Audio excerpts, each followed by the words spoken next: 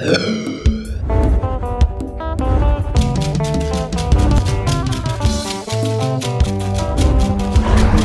anetele yogatyo obentele desele dekine le wuro dekine batyo mo bentele wuro banana mo bentele tarela bekile mo bentele mangu makile mo bentele sasa boka monene boketo zamakamo sasa boka monene boketo zamakamo.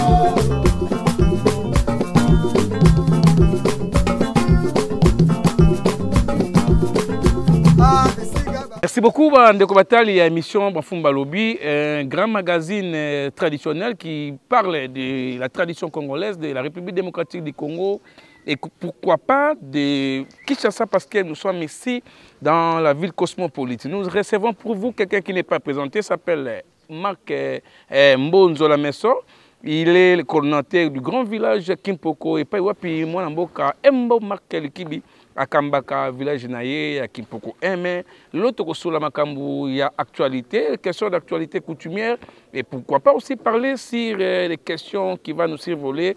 Il y a Kimia, il y a Kwamutupe, il y a STP, il y a Bunaganda Bazako, Bika, na Kimiate. Il est multiforme. En même temps, il est dans double casquette, un acteur politique. Mais nous allons aujourd'hui parler sur la tradition et en extrapolant un peu sur la politique ou des questions de l'air. Mon Mboka Mbote.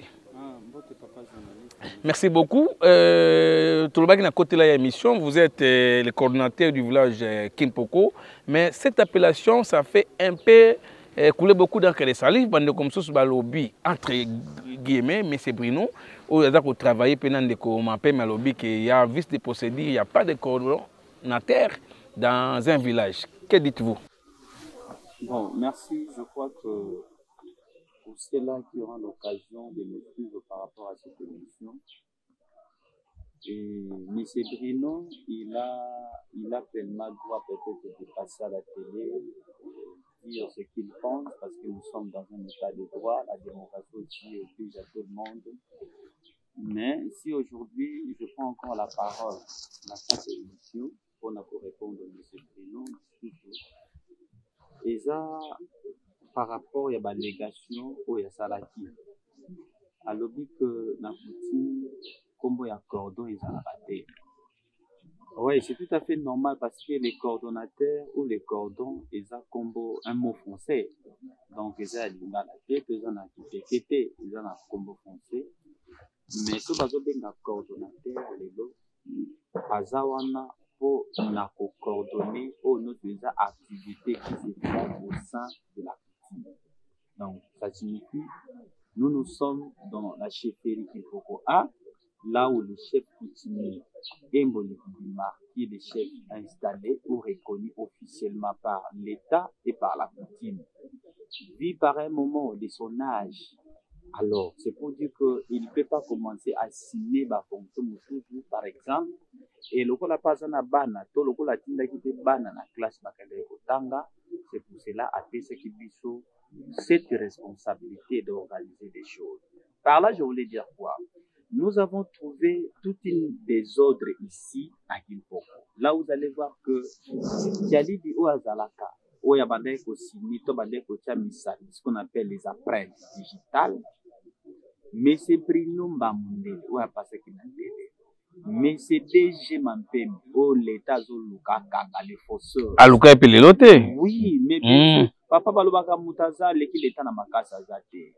Ata bani ko luke lelote me bazo luka parce que prévané que ce ko luki même yi boyo mona yibo eza moi passe pour mona yi donc pas yibi que l'état zo luka. Donc par là je voulais dire que par rapport à des autres bango basala des chefs abino nous ne pouvons pas évoluer comme ça. C'est pour dire que biso faut tout à ordre. Ça signifie quoi? Ça signifie que namboka bokonza ka moko bazaka mibali. Même biso za mwana ya mokonzi, même biso za na kati ya famille ya mokonzi, mais oza chef. Donc chef apesi biso au chef apesi biso mandat wana photo yeba ndenge nini tokobanda ko organiser makambo pour que makambo za na ordre pour que signature za la moko. Alors la personne qui est tentée de coordonner tout ce qui est comme ses affaires, on a fait un cordon Alors, et on a vu que peut-être un de Brino a yébi na imakama. On a fait que papa ça l'entreprise a vu à chez moi naye à gérer entreprise wana. Les cas par exemple, papa qui est le chef, vit de son âge. Alors bien non on a tiré pour Hollande na makambo za notre administration. Administration ça à côté comme belete. Eza ko koma ba mikanda, eza ko sala ba rapport na ba konzo bazana likolo na biso. Donc c'est ça que les chefs m'a placé pour Nazala coordonnateur pour Naïba. Merci beaucoup. Mon amboka Mbo Nzola Meso, je disais que aux alliés na kati administration coutumière. Mais il faudrait demander à yo comment vous fonctionnez par rapport à l'administration Nabino au sein du village Kimpoko. D'abord, avant de côté en profondeur. Bon, n'avons pas que l'administration Nabino Kimpoko, ils ont passé très bien, tout les a moins malamment parce qu'il y a toujours des imperfections, ça ne manque jamais. Mais et localiboso au sein de la coutume, il faut qu'on instruise les membres au Ibaza na famille coutumière, parce que même si nous avons un chef coutumier, nous avons chef coutumier. C'est pour dire que c'est seulement les chefs Oyo, Aza reconnu, ou Aza investi, Oyo l'État yebi, Oyo coutumier yebi, yende mutaza na pouvoir, yende na capacité, ou yende mutu à koki kwa agir. Ozomona, deux que na kati ba village, na kati ba groupement, et loko wana eza respecté, pour komona que ordre kozala. Les candidats de l'administration à Kimpoko. Donc d'abord, il faut ou carrément tout le cas qui n'a tout ça signature à la bo, moko. Mais en dehors de ça, tout ça coûte un peine à moi contrainte. Ba contrainte de monsieur Zani. Et ça que au moment où bande comme monsieur basomba kama bele kale bele par bango ba bande des escrocs wana ba bino na ba misa pa lokuta. Bande kwana pe ezana ba misusu tozobenga bango ba ye to sololi na bango to harmoniser to avancer pour te dire que mbongo eza passe. Alors ezana ba misusu pe baza moi teta lobi non ngai surtout beaucoup plus ba misusu ba biko non ngana za déjà na certificat d'enregistrement c'est pour dire que na ko so ko ya ko mona chef coutumier. Or bazo bossa na que certificat d'enregistrement wana et puis ça a droit de propriété et ya kande ko constater droit de propriété. Donc c'est pour dire qu'on ne peut pas avoir un certificat d'enregistrement sans pourtant avoir un soubassement qui est valable. Cordon, on vous accuse à Makambetali Stelona.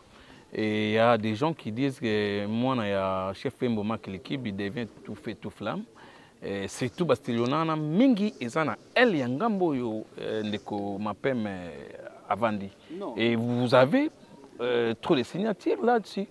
Non, moi je crois que les Nabissi qui ne peuvent pas avoir signature hein? Mais ce n'est pas le cas. Il y a eu des gens qui ont venu même me voir pour voir si non, c'est une question de curiosité. Ce n'est pas ça notre histoire, sujet. Exactement. Peut-être les EO, hein? Qu'on se le dise. Tout ce qui est comme question, on est censé les répondre. Donc vous n'interjuvez pas? Non. Certainement. Ok. On est censé les répondre. Allons-y. Le problème n'est pas Stelona na biso, non. Le problème Stelona au biso.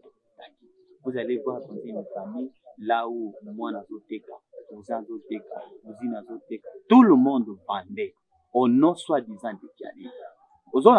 Maintenant, quand nous sommes venus, nous avons cherché d'abord à voir quel est l'acte authentique ou quelle est l'authenticité de la Mikanda Nyoso Batubazana. Quand on constate que ça, ce n'est pas pour Kiali, par exemple, on appelle la personne. Et si cette personne refuse de venir, par exemple, se présenter ou carrément amener ses documents, qu'est-ce que nous allons faire? C'est la loi qui va nous départager. Des gens qui disent que nous sommes en train de spolier. Non, ce n'est pas de spoliation. Par un moment, nous nous retrouvons à la justice et que la justice a constaté qu'il y a des irrégularités. Tu peux imaginer, chef coutumier, par exemple, a payé moto 10 hectares. Mais moto na motima mabe na ye, na moyibi na ye, akabakisi 0 na sime comme 100. Et il part aussi na cadastre. Cadastre pas salélé ba. Ça vous allez dire que Stelonais en a pas à bakoutir, tout ça n'a pas à batouana. On doit comprendre à un moment que ces gens-là, ils ont maltraité ba chef coutumier. Pourquoi? Parce que bango scientifiquement bazaki déjà développé, bango na niveau intellectuel bazaki déjà développé, bazaki civilisé même. Allez, bailler, si vous pouvez pas continuer, au bazaki dans une civilisation. Bah, on a les insensés, s'il faudrait les dire. Alors, bailler, wana, bam, tout baboto la même, boto la bailler na ba système ya ko ravir, ba mabela ba continuer. Baza ebele na kimpoko peut-être, on est à l'émission, je peux pas commencer à citer les noms des gens ici. Mais biloko wana, quand moi, Franck Mbo, j'ai constaté, je suis en train de revendiquer nos droits les plus légitimes. Puis on a aussi la lelo, ba coutumier belé au bazali na ba différents villages, ba yeba que nous sommes dans un état de droit. Dès que vous constatez que ba yiba ma belé na pour ba boto là, bien sûr vous avez pleinement droit d'aller revendiquer, aller saisir les instances compétentes, la justice. Ce n'est pas makambo ya ba spoliation. Non, il n'y a pas de spoliation ici à Kivu. Ce qui spoliation ba yeba ki di mais ici chez nous, ba spoliation est à la raison. Tu deviens un avocat ya ba na ba chef coutumier ou les syndicats? Écoutez papa, balobara ke muyaka moko afisa ba yaka nyonso. Mais si muyaka moko asali mana, eza pona ba yaka nyonso, non? Quand je constate que bandeko na biso belé ya ba bana ba chef coutumier, bandeko na biso belé peut-être ba séquence en général parce que bamsu ba koloba ko non na zo finga biso yana non, na zo finga te. Nous devons dire des choses comme ils sont. Donc par exemple na tableau ya balance. Aujourd'hui si nous parlons en termes même ya ba avocat, il y a combien de téqués qui sont des avocats? Très moindre. Si nous parlons en termes même il y a ba médecins, il y a combien de téqués qui sont médecins? Si nous parlons en termes il y a ba juge. Si nous parlons même en termes de ministre, si nous parlons en termes de députés, au côté bino comment gouvernement yango et salami national ata muteke moraza muumbu na ebi. Mais vous avez des mandataires. Combien de mandataires? Des mandataires. Non, des mandataires, mais ça que je dis. Si l'un à la Sonance et l'autre à Transacadémie. Mais c'est Christian, dans lobby, hein. Nous parlons de quoi? Des mandataires sur combien? Province ya Kinshasa, n'est-ce pas que c'est pour nous détecter des reçus? Est-ce qu'on ne peut pas nous donner même à 10 mandataires? C'est un problème de lobbying, donc. Oui, mais c'est ça que je dis. Mais lobbying, on est pour ça. Il faut qu'il y ait parmi nous, Batamakasi Bazara, non? Ou Bakosala lobbying, non? Mais si parmi nous, Batamakasi Bazara, et on a tangué le a, on a biso, dis-moi, il y a combien des juges ou carrément des magistrats au body qui basa batekena ba umbasa combien donc on est même armé parce que le chef de l'État a lobby que ba jeune ba raison d'armée. Mais vous avez qu'un seul général qui vient d'ailleurs de être promu il y a pas longtemps. Combien de généraux? Combien de généraux? Je n'en sais plus. Alors, c'est pour dire que nous sommes je ne peux pas dire minorité. Un maillot faible dans une communauté forte. Exactement. C'est là où je suis en train beaucoup plus d'interpeller la conscience. C'est pour dire quoi? C'est pour dire que nous devons laisser Babiloko Moussouza Tinaté. Nous devons envoyer les enfants à l'école, aller apprendre. Nous avons besoin des magistrats, nous avons besoin des docteurs, nous avons besoin des licenciés, nous avons besoin de Batouana Nyonso. Il faut pas ça parce que quand on parle aujourd'hui de la communauté Tekeoum, on sent que Batamaye est déjà instruit dans la case. C'est ça notre combat. Merci beaucoup. Ndeko Batali, j'avais dit au départ que nous recevons M. Mbo Nzola Messo, qui est quelqu'un à double casquette, et nous allons aborder un autre sujet, un sujet d'actualité, où Mwanamboka Lolendo Sakombi, le ministre des Affaires foncières, a yaki dans l'Assemblée nationale, et puis a yaki kosa la révision, il y a article kota la loi Bakajika Oeloba, la terre sous-sol appartient à l'État, et puis wapi ba ndeko na biso ba Tekeumbu pe ba autorité traditionnelle de la République démocratique du Congo ba kubikaka benama bena bango parce que ils sont des vrais autochtones. Malgré que les autochtones des premiers occupants de la République démocratique du Congo sont des Bantous. Toza na banilotique, toza pe na bandeko na biso oyo bazali kobeta sete pote lelo mabele na bango ezala reconnu. Cette loi eza kosa la promotion ya ba peuple autochtone. Qu'est-ce que vous en dites par rapport à innovation? Bon, moi je pense que l'idée elle est salvatrice parce que ces dossiers-là aujourd'hui ça pose beaucoup de problèmes. D'ailleurs au sein de nous des coutumiers, carrément de la famille coutumière, où disons les autochtones, parce que je sais que Bissonio soit à village là où il est et endroit où là où il est ressortissant. Je prends par exemple la loi Bakajika. Il faut maintenant chercher à savoir, la loi Bakajika est venue en quelle année? Après l'indépendance. Après l'indépendance. C'est pour dire que quand des Belges sont venus même nous coloniser ici, des Belges, ils ont trouvé des gens qui vivaient déjà. Et Batouana, ils avaient qui banane. Ils avaient qui bachef pour bakuta qui n'a pas différents points d'Amboka Auto. Aux Olanda. Et cette loi Bakajika wana, beaucoup plus ils avaient qui pour intérêt, il y a Batu Songolo to Pakala. Parce qu'à l'époque, nous souvenons, Nakota Kasai. Et j'avais qui sont même au coaching pour la toilette, Nasimana, Kunayo, tant qu'on s'en a beaucoup, comment on vit Diama. Maintenant, l'État. Parce qu'il n'y avait pas de conflit coutumier. Ma belle, vous avez compris qu'on a Kimia. Exactement. Voilà. Exactement. Alors, c'est pour dire que, à partir de l'Okoana, de l'État, non, des coutumiers, ou carrément, pas n'importe qui peut avoir la même mise sur ma belle. Ozolanda de l'État évoqué que loko wana to sujet wana to loi wana zwaki yango ya loi Bakajika pour que sol et sous-sol appartient à l'État. Ozolanda exactement parce que nous connaissons aussi que c'est l'État qui est le maître suprême. Ozomona que ça soit le pouvoir ancestral les alikolo il y a pouvoir par exemple il y a l'État té. Ozolanda mais et loko tozo senga de l'État loi wana et qu'il y a jamais pour abroger pouvoir ancestral tout il y a pour abroger loi ou carrément valeur y a coutumier na kati mabele na ba. Donc la coutume devient une institution. C'est pour mais bien sûr aujourd'hui nous avons le ministère des affaires coutumières. C'était une question de curiosité. Sûr, bravo. Ça devient une institution. Merci Ezaki Mutamboa. Merci. Aujourd'hui c'est ça que je suis en train de faire au carrément je suis en train d'expliquer aux gens. Aujourd'hui, la coutume, elle est réglementée. Il y a des lois qui régissent aujourd'hui différentes tribus. Vous voyez? Parce que même s'il faut parler en termes même, il y a succession à pouvoir. Vous voyez? Nous avons des Teke, nous avons des Umbu, nous avons des Baluba, nous avons... Donc, c'est pour dire que chaque village, ou carrément chaque tribu, il y a des tribus qui sont matrilinéaires, matriarcat, patrilinéaire. Ça devient réglementé.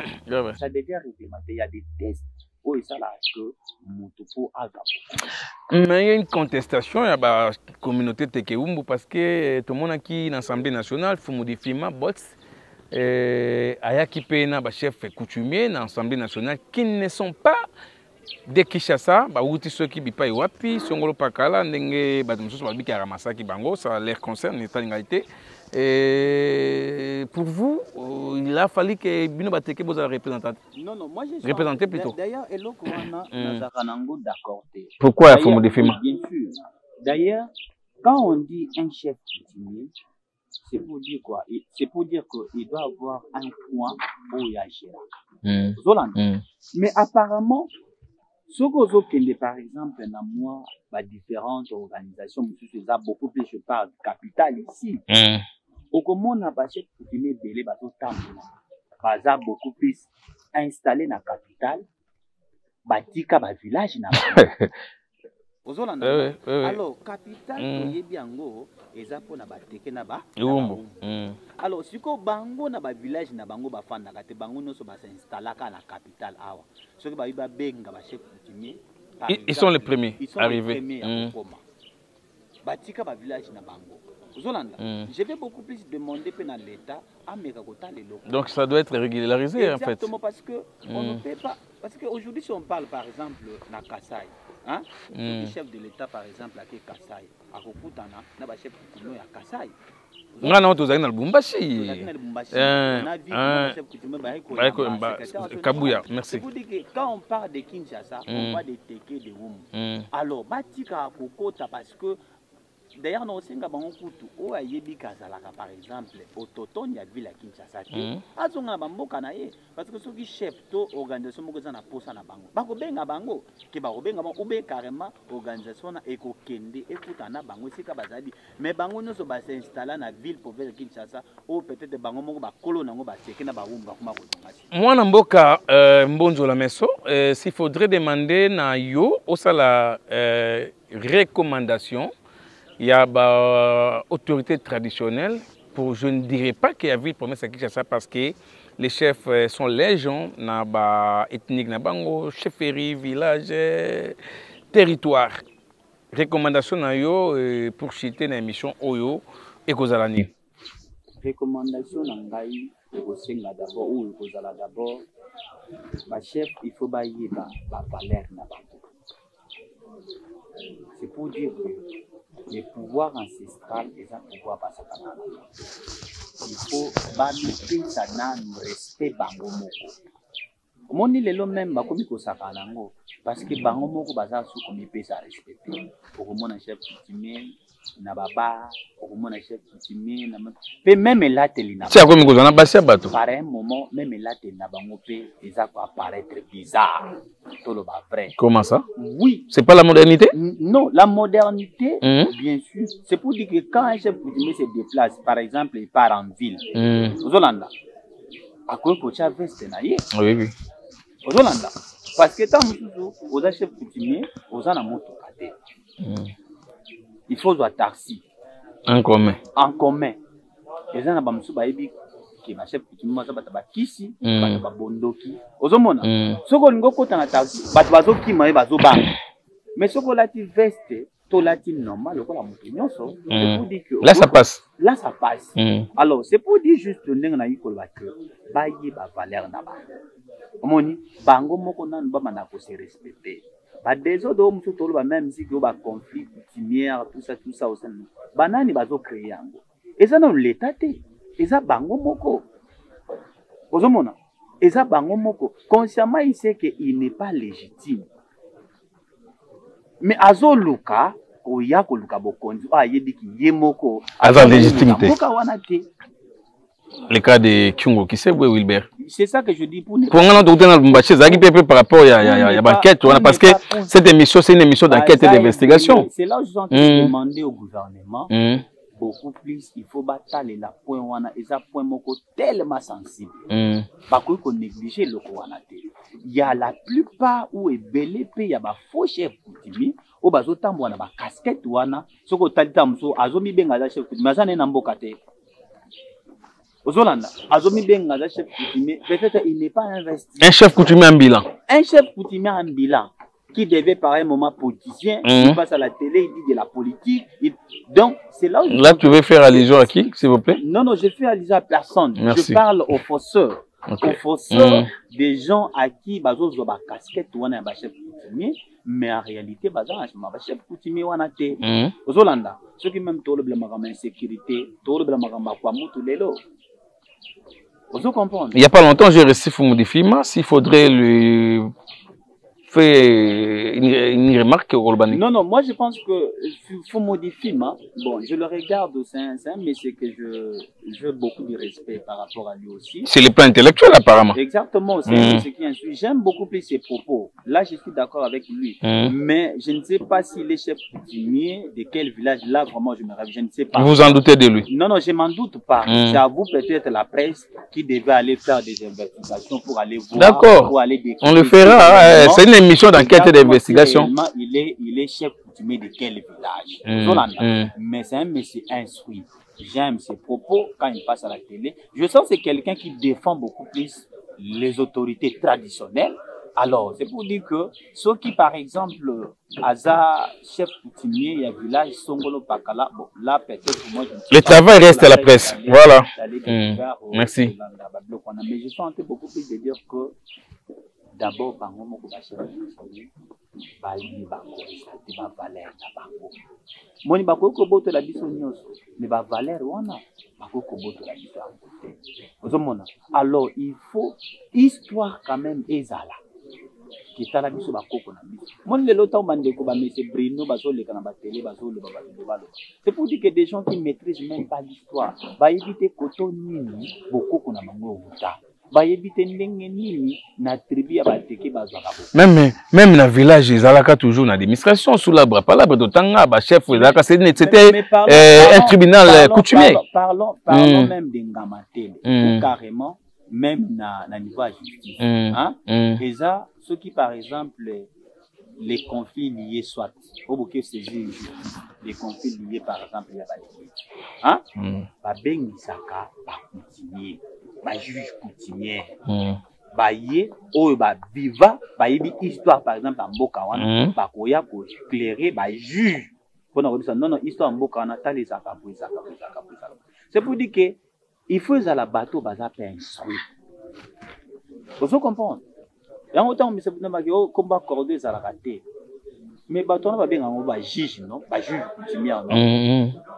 Vous allez juge ça en français tout ça en français. Ils en français. C'est pour dire que ça n'a rien à voir na compréhension. Merci beaucoup.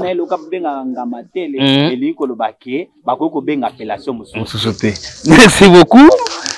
Nous sommes à la fin de notre entretien. Tondi botondi mingi mwana mboka mbonjo la meso na ndengo za mbaki biso na double casquette na yo tokoloba mwa moke kwa mutu ya kopela moto na STP chef de l'État monsieur le président de la République Fati Beton papa ekolo apesi makasi pe longonya na ba FARDC na biso pe na population pote ba soutenir mabele mabiso o ezali kobika na kimiate.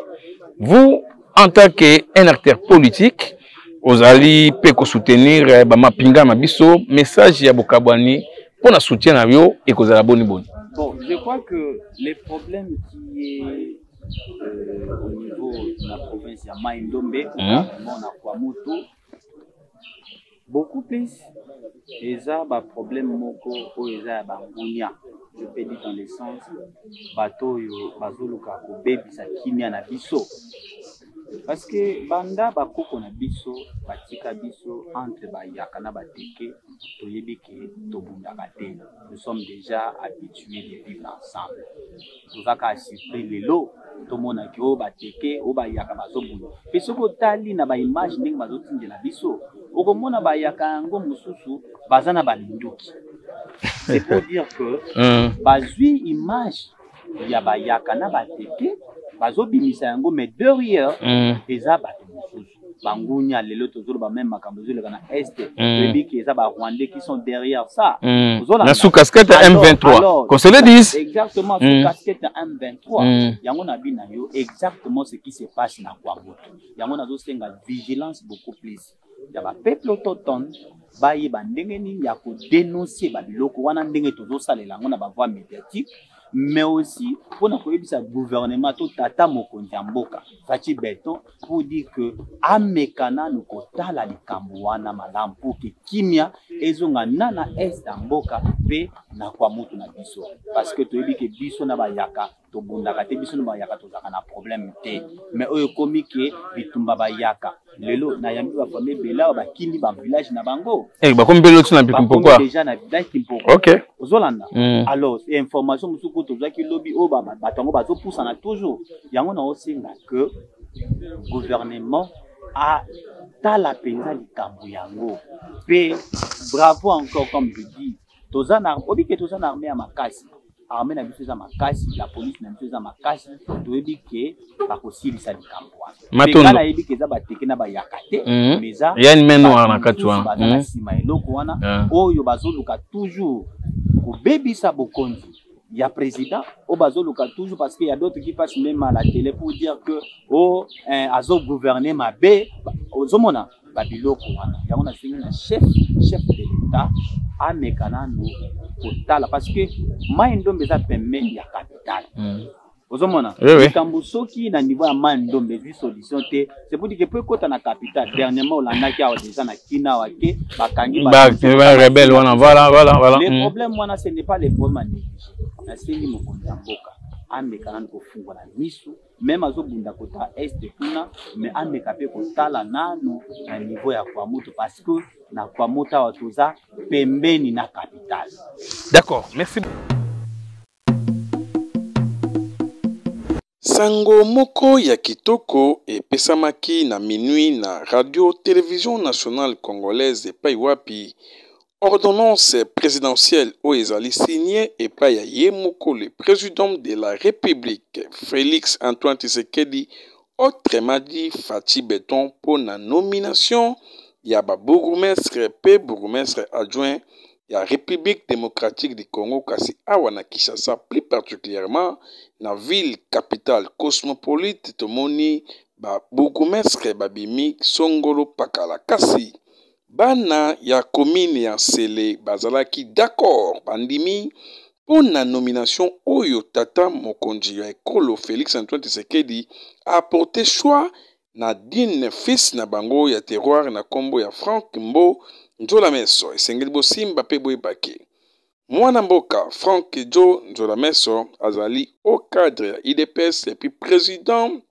ya bateke na côté ya IDPS na commune ya Msele kasi population oyo nyonso babimaki na tongo makasu kobanda limité ti baye na mausolée ya fe Dr Etienne Tshisekedi ezalaki nde opesimbwa mbwa boyi po cortège ya mobange eyaki kozwa dine fils na bango ti na résidence officielle epai wapi ndeko Mbo Nzola Meso akolela esengeli bosimba pe boyebake mwana ya teke oyo abotama na papa kombo Embo Markel Kibi azali mwana ya chef coutumier ya village ya Kimpoko 1 na commune ya Nsele tokanisi ba desiderata nyonso oyo ya ba problème ya ba faux chef coutumier pe ba conflit de terre ekosila pote ye moko mwana mboka Franck Mbo Nzola Meso azui commande ya commune na bango en tant que un vrai digne fils du terroir boyoka ndenge population azalaki satisfait elongo na ye moko chef coutumier papa biologique na ye basololaki liboso ya caméra ya magazine Bafumu Balobi na remercier mingi na ndenge akokisi posa onga na zaki kosenga posa onga na zaki kolinga po ezali tumba ezali nga moko te bato ebele bazali kososite commune na Nsele mais soki kombo ya mwana ngai ebimi na commune na Nsele ezali te mpo nazali excellent nga moko te toza bato ebele mais remercier le chef d'état na ndenge akokisi posa ya commune mais atala lisusu mpe bacommune eza ebele lokola na njili atie moteke na nkolo atie moteke efala revoir lisusu problème ya commune na Maluku mpo wana ezali porte wana mpena ezala porte mutu akuta kwa mutu aye kosema wana akuta lodiba aye kosema wana ko akuta kana wapi n'importe où aye kosema wana mais atala lisusu problème wana il faut kotia moto oyo na commune oyo ayebi coutume ya clan wana ya ekolo wana soki batie mongala na commune na Maluku obie mokongo ayebi coutume teke te mongala ayebi coutume teke te boso problème eza korésoudre akosala yango ndenge nini il faut kotia moto oyo ayebi coutume ya mboka wana ya ekolo wana esika azali koassume service mais nazali na esengo makasi ndenge mwana abimi bourgmestre ya commune ya Nsele na sepeli makasi félicitation nzambe mpe na likolo ayokaki kolera na ngai yango akokisi posa wana nazali je suis trop fier mpe bandeko ne nyonso bayaye na ye baleki nde bana nkasi na ye bakoko ne basepeli lokola nga papa na sepeli seke libota mobimba esepeli. Alors je n'ai pas beaucoup à dire dans l'espoir que na ju eloko oyo nga nazalaki koluka na ju yango nde na kotombela mosala malamu na baninga kosala na bango na bureau baadversaire bazali banguna bazangaka te mais bazala en bon terme basala mosala malamu mosala ekele liboso bato mpe bafélicité eke wi ntango ya koti na commune tomoni changement ekoti liboso tosengela merci na mokonzi ya mboka ndenge aponi oyo moko ya biso ya libota mpona kokamba na eteno ya mabele ya sele. Toza na esengo mingi libota bato sepeli aponami pamba te puisque ye azali moko pe oyo abotami na kati ya famille coutumière ya bateke. C'est pour cela toza na esengo nde tozo sepela. Merci tosengi merci mingi na mokonzi ya mboka, tosengi pe merci na ministre de l'Intérieur, tosengi pe merci na famille politique na ye bisika oyo ye asangana kina bango, tozokisi bango longonya makasi ndenge baponi oyo biso mwana akamba ekamba ya mbo ya mabele ya sele. Merci mingi tosengi na bango. Pour féliciter chef de l'État par rapport à la nomination au asali na fils ya terroir teke. Et puis Yami Balé, aza mwana oyo akoli na maboko ya ba chef coutumier akosunga biso na ba conflit mingi oyo elekaka na communauté na biso, donc ekoleka malamu. Donc na eza na kondima na côté na ye makambo nyonso ekoleka malamu mpo ayebi oyo nyonso tu batata na ye bamona comme passe na bango nayebi ke epa na ye solution ekozwama. Donc côté wana pena biso toza assuré na makambo wana, donc na sepeli makasi lokola batie ndeko na biso mwana na biso oyo biso moko mwana comme bourgmestre ya commune Nsele nayebi ke oyo so teke azalaka comme difficulté, en tout cas tokoza solution na yango en dehors ya makambo misusu ya ba communauté misusu toza na bango to vivre vraiment ensemble. Merci na chef de l'État na confiance oyo ye apesi na digne fils ya ville ya Kinshasa aza na communauté teke umbu na ndenge a nommé ye, en tout cas na point wana na pesi longonya et puis na koyebisa ye ke azala rassuré na soutien total ya population ya Kinshasa, particulièrement ya commune Nsele na ba action na ye nyonso, et puis appui na ya population wana pona ba élection oyo ya mibale pona bana Nsele nyonso. En tout cas soyez-en rassurés que chef de l'État a pesi biso mutu ya malamu oyo ako gérer commune na biso na ndenge longo bani akoya pena ba innovation ebele ako changer système ya administration ya commune. Remerciement nanga mususu ke na VPM chargé de l'intérieur na confiance oyo apesa ki na proposition à ça ki na chef de l'État pour ba nommer monsieur Franck Mbonzola Messo comme bourgmestre. Et puis na secrétaire général Augustin Kabouya na bana nyoso ya UDPS na soutien na bango, et puis na apport oyo basali pour que moi na moko ya parti azala honoré. En tout cas merci beaucoup, merci na ye moko pe mutu oyo ba nommé naza rassuré que a gérer biso malamu ndenge azalaka ka papa malamu azalaka coopératif aza très ouvert. Je crois que commune Nsele est juste redémarrage à solo. Merci beaucoup. Je veux remercier le chef de l'État parce que tout le monde a un régime et cas, mais où reconnaître force et jeunesse, son excellence Félix Antoine Tshisekedi Tshilombo. Parce qu'il y a le but que c'est la jeunesse qui fait la force. Commune Amunene local Nsele non, et c'est une paix sabilengue.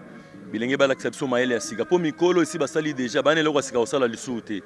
Alors l'intelligence ya siga na bilenge. Et puis l'engé au chef de l'État sali confiance na kati Nsele, il y aura des innovations bato belé ba kosepela. Na sima ya masoro nyonso oyo topozaki question na bandeko nyonso ya bateke sengi bosimba pe boyebake moto oyo azalaki vraiment satisfait te ezalaki moko ya ba autorité to ba notable ya commune ya Maluku pote alobi tata mokonzi atemi kopesa libonga na mwana ya Nsele kasi na Maluku esengeli pe bazala représenter ndenge ye moko asololi nazana esengo mingi po commune ya Nsele bapesi yango na maboko ya mwana mboka oyo abotami na kati ya Nsele akoli na Nsele atangi ba classe na Nsele ne bapesi longoni ya mingi na chef de l'État longoni ya mingi na parti IDPS, mais regret nanga étant que autochtone. Makambo est passé na mboka oyo kwa mutu. To regretter nango makasi. Alors porte ya commune ya Nsele, ya commune nyoso, ya porte ya Kinshasa ezali commune ya Maluku. Mais bozui commune ya Maluku bopesi yango na ekolo mususu olie bopesa yango na muteke mutu oyo ayebi kiteke ndenge ezali tous les 9 groupements ayebi yango sikoyo bafumu 3 4 5 sikoyo bozwi bopesi yango na peuple mususu ataza peuple congolais toboyi te tous les 24 communes eza na bateke te mais commune ya Maluku eza base commune ya Maluku ezali base en tout cas chef de l'état a résoudre problème ya commune ya Maluku biso tokoki kosala ndenge baregion mosusu esalaka te na batribu mosusu biso toza bato oyo toyambaka bato na coutume na biso muteke azokisaka mutu te muteke asalaka mutu mabe te mais barésoudre dans 24 heures chef de l'état a résoudre problème ya bateke ya commune ya Maluku atila biso muteke oyo ayebi akotelemisa makambo akende gauche te droite te ekolo oza totone te ozowuta ekolo wana te okozwa bokonzi te na suka ya masolo ye moko mwana mboka Frank Mbo Nzola Meso pe apesaki makanisi na ye pe aremerciaki le président de la République pe ba autorité nyonso ya mboka na nomination na ye. Je crois la joie elle est immense par rapport à cette nomination et par rapport à la confiance que le chef de l'État vient de faire à ma personne. Et par là, s'il faut placer un mot, c'est le mot de remerciement, et dans le sens, disons, de lui dire merci, parce que je sais que c'était en sélection, mais il a choisi ma personne. Aussi, des propositions ont été venues quelque part, parce qu'il ne faut pas oublier l'excellence, le ministre de l'Intérieur, Maître Selo, peut-être c'est lui qui a proposé, ainsi aux différentes autorités, disons, de ma famille politique, Augustin Kabouya qui est le secrétaire général.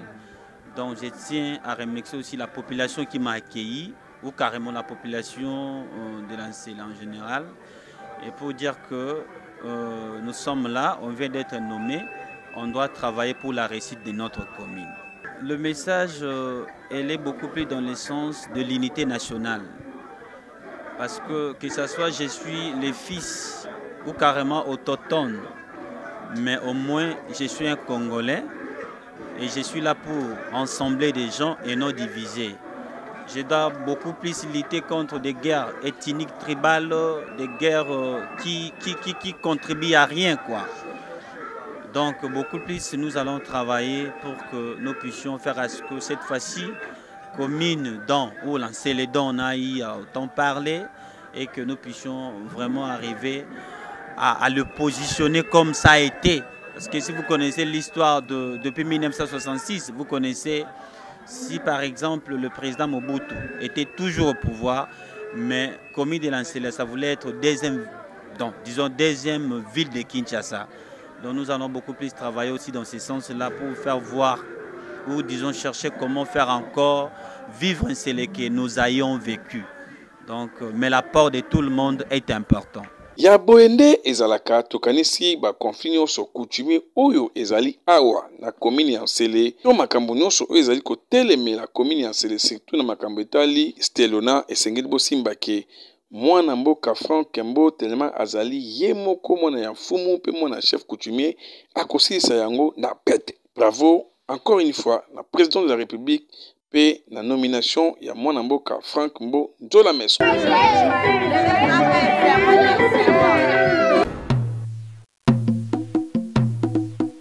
Beaucoup toyambaki pona bino mwana mboka Mbo Nzola Meso azali coordonnateur ya village Kimpoko pai wapi chef azali ko régner ezali Mbo Marc Alikebe bozwaki ba précision exacte na maloba na moko.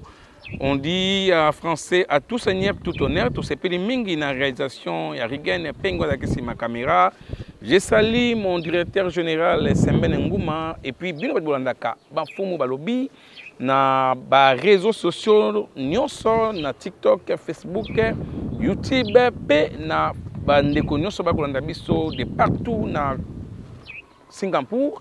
Pourquoi pas na Belgique, ndeko Eli Kiabaka Mbote na yo poza na Liège olandaka mingi pe bandeko nyonso ya mboka Kimpoko pe wapi leader na bango azali kopesa bango message oyo bandeko ya kwa mutu pe ya este boza na kimia pamba te bandeko oyo bazali kotala biso pe mona mboka mbonzo la meso azali na posa ya kimia bino ba bolandaki biso botika na malamu o mabotama bino